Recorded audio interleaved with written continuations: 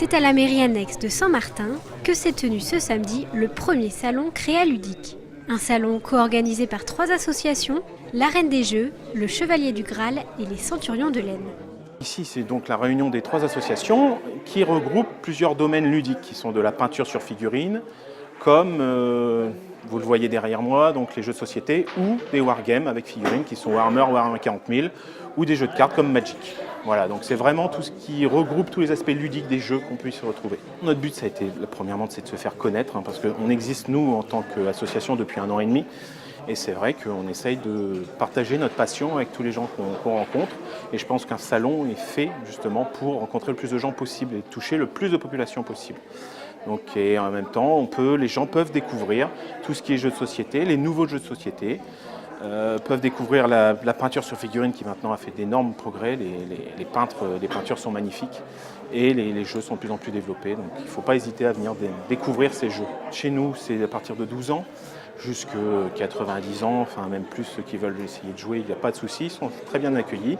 La peinture, c'est du plus jeune au plus grand, il n'y a aucun souci, tout type d'âge et tout type de personnes. 30 minutes. Vous avez 3 envies devant vous. Pour réaliser ce que vous pouvez, le mieux c'est de faire les 3. Et après, on voit ce que ça donne. C'est justement l'évolution des jeux qu'on essaie de promouvoir. C'est vrai que le jeu de société d'antan, années 80, années 90, on le trouve effectivement un tout petit peu dépassé. Et depuis 10-20 ans, il a fait d'énormes progrès et on voudrait montrer justement que cet aspect du jeu qu'on trouve ringard, tout ça c'est à oublier. Les jeux se sont tellement développés et évolués, on a des jeux de gestion, de stratégie, des thèmes abordés différents qui vont du poilu de la Première Guerre mondiale à la Seconde Guerre mondiale ou les guerres futuristes, les guerres médiévales.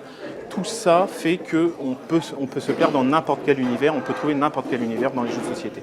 Voilà, c'est surtout ça, et essayer d'enlever cet aspect ringard justement du jeu de société qui a évolué de manière très positive depuis une vingtaine d'années. Nous, on est là pour les faire découvrir et il ne faut pas hésiter à nous demander. On a en référence plus de 300 jeux dans l'association.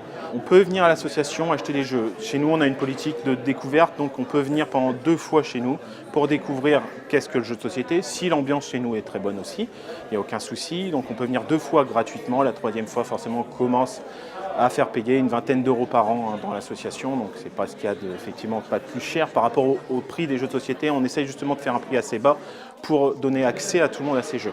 Ensuite, le prêt n'est pas encore envisagé, c'est un de nos projets, effectivement. On essaye de voir pour envisager ça, mais on y réfléchit. Pour le moment, il ne faut pas hésiter à venir chez nous. Alors il y a un site internet, il y a un Facebook, il y a un téléphone, il ne faut pas hésiter à nous joindre, on est toujours disponible. Le siège de l'association est au 72 rue Constat, donc c'est la rue parallèle, rue du Général Leclerc, à Saint-Quentin, tous les mercredis et vendredis. Le mercredi, c'est de 20h à minuit et le vendredi, c'est de 20h à 1h du matin. À savoir qu'on fait aussi une journée par mois au musée d'Alincourt, où on est en partenariat avec le musée d'Alincourt, pour justement faire des soirées à thème. Voilà, jeux d'ambiance. On aimerait bien augmenter la superficie de l'exposition, effectivement.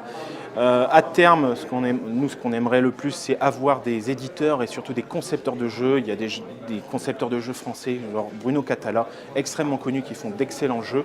On aimerait bien les voir. Alors c'est vrai que pour l'instant, on commence petit, mais on espère que plus tard, on arrivera à les inviter et à les faire découvrir au public de Saint-Quentin.